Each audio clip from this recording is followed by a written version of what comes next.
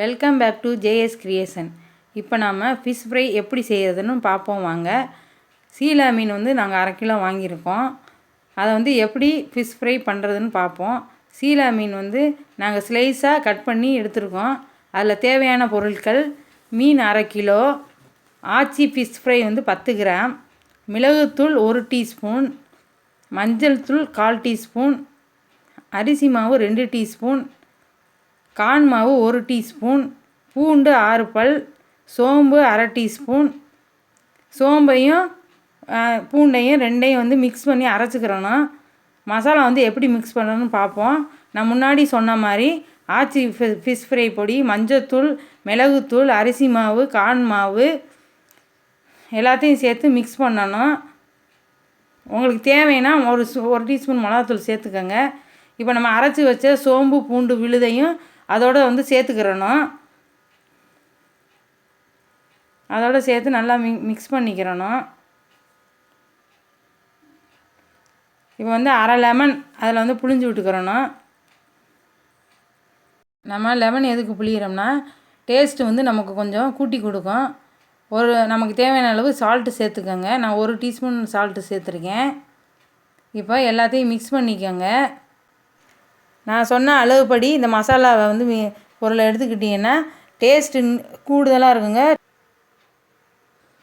1 teaspoon oil சேர்த்துக்கோங்க. இது எதுக்கு நம்ம சேர்க்குறோம்னா அப்போ தான் அது வந்து மீனில் வந்து அந்த மசாலா பொருள் வந்து உதிராமல் இருக்கும். மீனில் வந்து நல்லா ஒட்டிக்கிறோம்.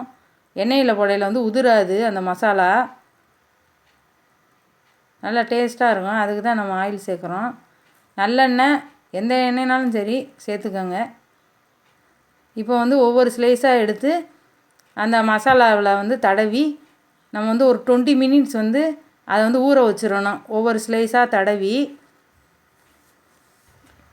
மீனில் வந்து மசாலா எல்லா பக்கமும் படுற மாதிரி நல்லா தடவிக்கங்க.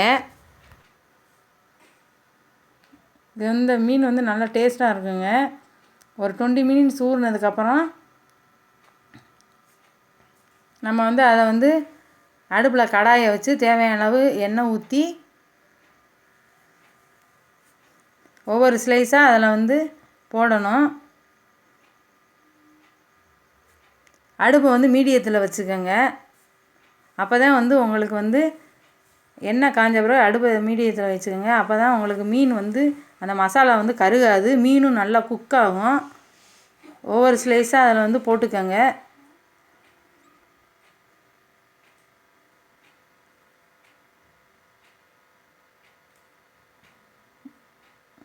பக்கத்தில் பாருங்கள், மீன் குழம்பு ரெடி ஆகிக்கிட்டு இருக்கு. சூடாக மீன் குழம்பும் சுவையான ஃபிஷ் ஃப்ரையும் பார்க்கவே சாப்பிடணும் போல் தோணுது.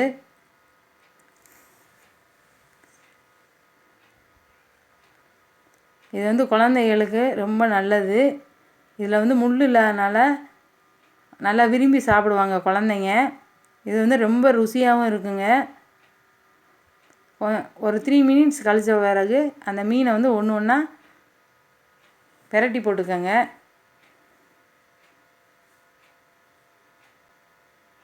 இப்போ பாருங்கள், நமக்கு சுவையான ஃபிஷ் ஃப்ரை ரெடி ஆயிடுச்சு. பார்க்கவே எவ்வளோ அருமையாக இருக்குது பாருங்கள். சூடாக சாப்பிட்டா இதை விட நல்லா இருக்குங்க. சாப்பிடாதவங்க கூட அளவுக்கு அதிகமாக சாப்பிடணும்னு தோணும். நீங்களும் இதை வீட்டில் ட்ரை பண்ணி பாருங்கள். தேங்க்ஸ் ஃபார் வாட்சிங்.